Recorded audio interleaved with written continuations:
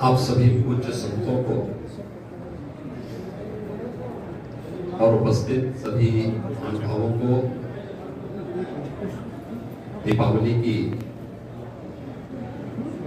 हृदय से मंगलमय शुभकामनाएं। दीपावली के अवसर पर श्री राम जन्मभूमि मंदिर आंदोलन की साधना स्थली कारसेवकपुरम में आप सबसे संवाद हो रहा है। आप सबके साथ जो मिलन होता है, मैं इस अवसर पर आप सबका हृदय से अभिनंदन करता हूं। राष्ट्रीय स्वयंसेवक संघ और विश्व हिंदू परिषद के तप और साधना से उसके पुनर्स्थापना और उसके पुनर्वैभव को पुनर्स्थापित करने का जो कार्य अयोध्या में हुआ है, कल दीपोत्सव का कार्यक्रम उसकी एक झलक थी। पहली बार दीपोत्सव कार्यक्रम में देश के यशस्वी प्रधानमंत्री श्री नरेंद्र मोदी जी, हमारे राष्ट्रीय स्वयंसेवक संघ के सम्माननीय सरकारवाह जी, अन्य वरिष्ठ पदाधिकारी भी इस कार्यक्रम को अपनी आंखों के सामने अयोध्या में आकर के देखे।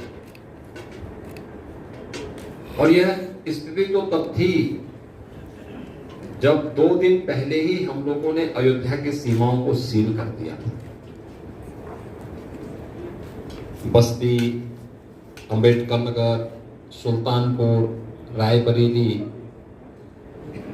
बाराबंकी, ये सभी सीमाएं सील कर ली गई थी, जिससे अयोध्या में भीड़ अनियंत्रित न हो। उस सब के बावजूद देर रात्रि तक आप देखते रहोगे सड़कों पे लाखों लोग थे।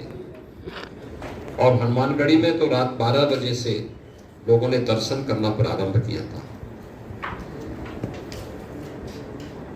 यही अनुशासन है सनातन हिंदू धर्म का, और यही राम की मर्यादा है कि लाखों की संख्या में अपनी स्वयं की सुविधा की चिंता किए बगैर पूरे अनुशासित तरीके से हर श्रद्धालु इस विश्वास के साथ दर्शन कर रहा था, प्रत्येक कार्यक्रम के साथ जुड़ा हुआ था।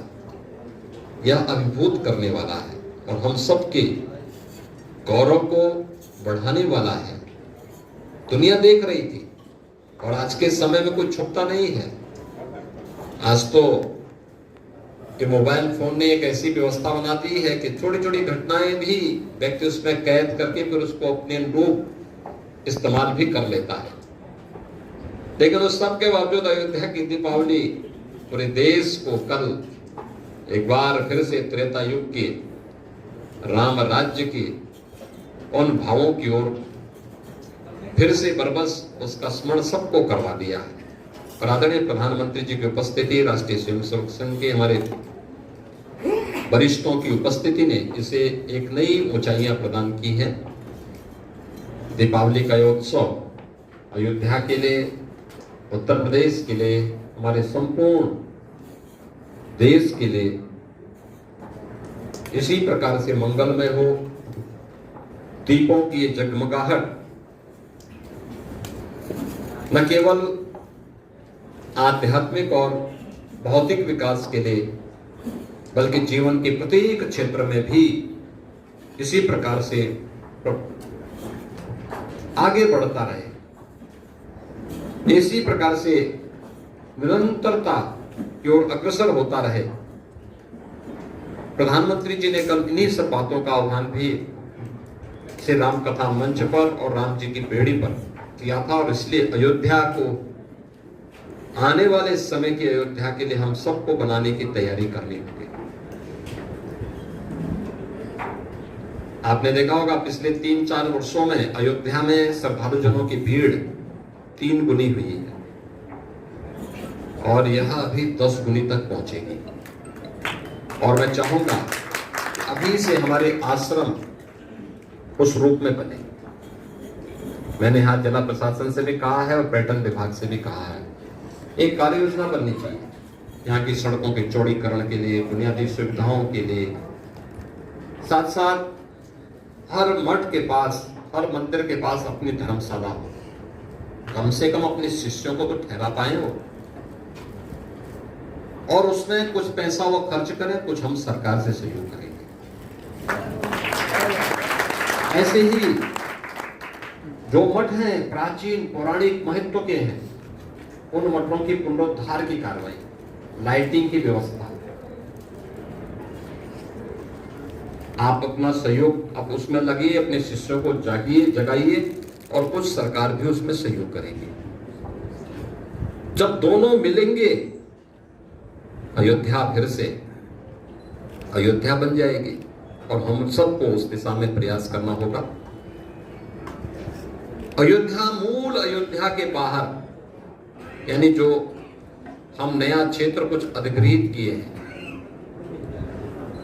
उसमें विभिन्न राज्यों के और विभिन्न देशों के भी अतिथि गृह हम लोग बनाएंगे और साथ साथ उसके बाहर और भी अन्य लोग आना चाहेंगे, अच्छी सुविधाओं से युक्त हम सुविधाएं देंगे।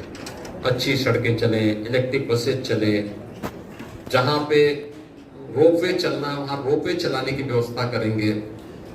लेकिन अयोध्या को तो ठीक आप लोगों को मिलकर ही करना होगा, ये जिम्मेदारी तो हम अयोध्या वासियों को ही लेनी होगी। और पूज्य संतों के मार्गदर्शन में अयोध्या को न केवल यहाँ के आध्यात्मिक विकास के साथ बल्कि इसकी भौतिक विकास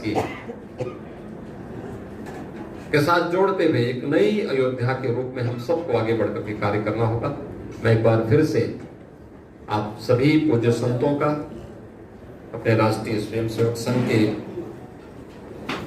माननीय सर कार्यवाह जी का, सह सर कार्यवाह जी का, माननीय श्री सोनी जी का, विश्व हिंदू परिषद के अपने सभी पदाधिकारियों का हृदय से स्वागत और अभिनंदन करते हुए दीपावली की मंगलमय शुभकामनाएं आप सबके प्रति व्यक्त करता हूं। जय जय श्री राम।